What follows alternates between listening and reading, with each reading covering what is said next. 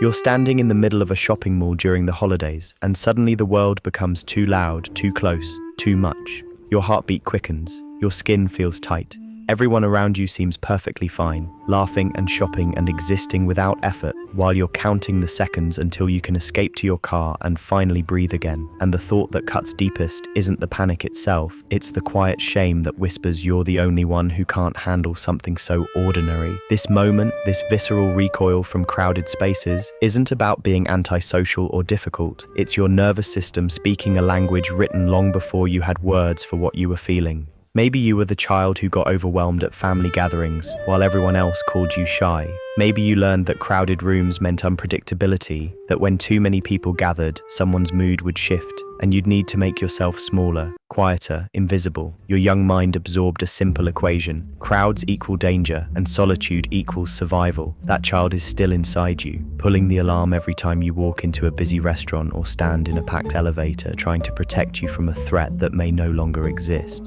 What's happening isn't weakness, it's hypervigilance dressed in everyday clothing. Your brain is attempting to process every face, every voice, every possible exit route simultaneously. If you grew up needing to read the emotional temperature of a room to stay safe, if you became the family translator of unspoken tension, then crowds represent an impossible task. You're trying to monitor dozens or hundreds of people at once, and your nervous system is exhausting itself in the effort.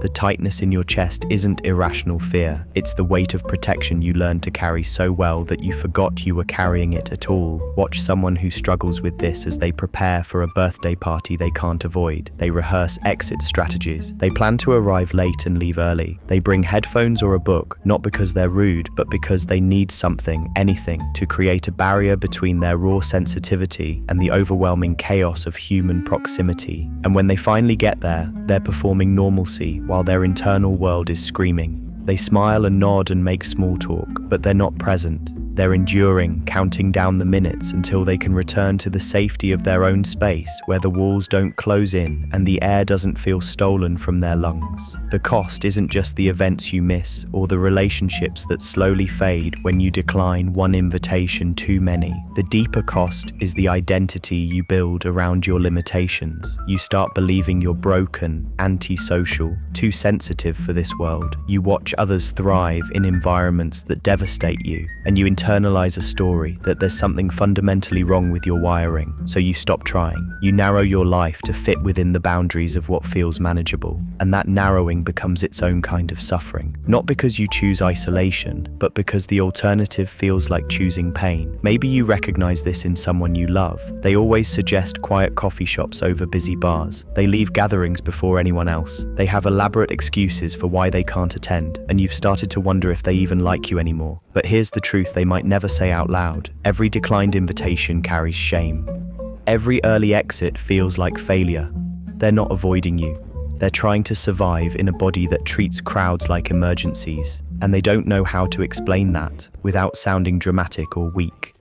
If this resonates in the deepest part of you, if you feel seen by these words, pause here and ask yourself something honest. When did crowds start feeling dangerous?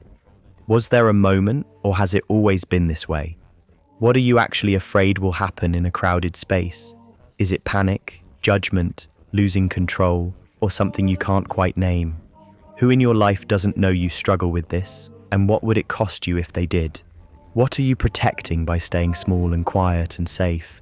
And if crowds suddenly felt neutral tomorrow, if that fear dissolved, what would you do differently? Where would you go? Who would you become? These questions aren't meant to shame you into change. They're invitations to understand the story your body has been telling you, the protection it's been offering even when it feels like limitation. Because healing doesn't begin with forcing yourself into crowded spaces until you get used to them. It begins with witnessing your own experience without judgment, with saying, "This is hard for me," and that's information, not failure. Start small if you're ready. Spend 5 minutes in a moderately busy place with someone who makes you feel safe. Notice what happens in your body without trying to fix it. This is what my breath does when I feel trapped. This is the tightness in my shoulders. This is the thought that says, I need to leave. You're not changing anything yet. You're just observing, creating space between the trigger and the automatic response. And maybe, over time, you tell someone the truth instead of making an excuse. This is difficult for me. This is what I need. This is how you can help. If you love someone who struggles this way, the greatest gift you can offer isn't logic or reassurance that everything is fine. It's witnessing. It's saying, I see that this is hard, and I believe you, and your experience matters, even if I don't fully understand it. It's being willing to meet them where they are, instead of insisting they meet you where the world expects them to be. You are not too sensitive. You are not broken, or difficult, or antisocial. You are someone whose nervous system learned a specific way to keep you safe, and that protection no longer serves you the way it once did. That's not a moral failure. That's just the truth of how you became who you are. And the beautiful thing about understanding that truth is it gives you permission to choose differently, not by forcing or performing, but by gently teaching your body that the danger has passed, that safety is possible, even in spaces you once had to avoid. You're not alone in this, you never were, and you're learning, slowly and with great tenderness, that you deserve to take up space in this world, even when that world feels too crowded to hold you.